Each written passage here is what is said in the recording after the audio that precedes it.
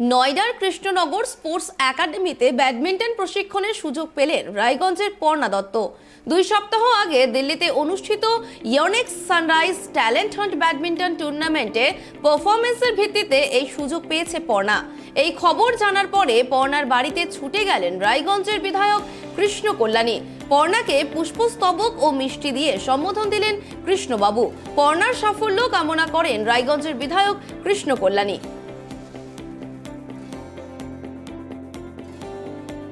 দেখুন, পর্ণা দত্ত মানে এর আগেও এর বাড়িতে এসেছিলাম।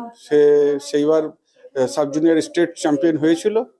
তো তার পারফরমেন্স লেভেলটা কন্টিনিউশন রয়েছে। আজকে মানে কিছুদিন আগে দিল্লিতে ইউনেক্স ট্যালেন্ট হান্ট একটা কম্পিটিশন হয়েছিল।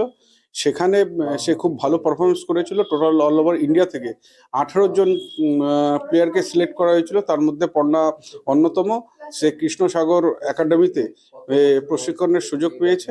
তাই আজকে পর্ণার কাছে আবার আসলাম একে শুভেচ্ছা বার্তা দেওয়ার জন্য, উৎসাহ প্রদান করার জন্য। হ্যাঁ, যে এ যে হিসাবে পারফরমেন্স করছে, আগামী দিনে আমি বিশ্বাস রাখি যে এ আরো অনেক ভালো পারফরমেন্স করবে, এ জাতীয় স্তরে খেলবে আর দেশকে আন্তর্জাতিক স্তর থেকেও এ পুরস্কার ছিনিয়ে আনবে, এটাই আমরা আশা করছি। সেই জন্য আজকে পর্ণাকে চেয়ার করার জন্য আমরা এসেছি। আপনি বিধানসভায় এরকম ট্যালেন্ট, আপনার বিধায়ক হিসেবে কেমন গর্ব হচ্ছে? না, এটা বিধানসভা, আমি শুধু আমার বিধানসভা না, এটা উত্তর দিনাজপুরের গর্ব, পশ্চিমবঙ্গের গর্ব। মানে 18 জন যেটা চান্স হয়েছে পশ্চিমবঙ্গে, এ অনলি ওয়ান। তো এটা শুধু আমাদের জেলার না, আমাদের রায়গঞ্জের না, জেলার না, এটা পশ্চিমবঙ্গের গর্ব।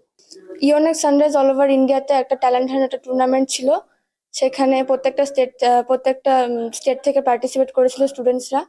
তো সেখানে 18 জন ছেলে মেয়ে মিলে স্টুডেন্টসকে ওরা সিলেক্ট করেছিল। সেখানে আমিও সিলেক্ট হয়েছি। ইয়নেক্স কোম্পানি আমাকে স্পন্সর করেছে 2 বছরের জন্য। ভবিষ্যতের লক্ষ্য কি রয়েছে? ন্যাশনালস খেলার ইচ্ছা আছে, ভবিষ্যতে আরো ভালো পারফরমেন্স করার ইচ্ছা আছে। চান্স পেয়ে কেমন লাগছে? খুব ভালো লাগছে। আজকে আমাদের বিধায়ক এসেছিলেন, কি বললেন এসে?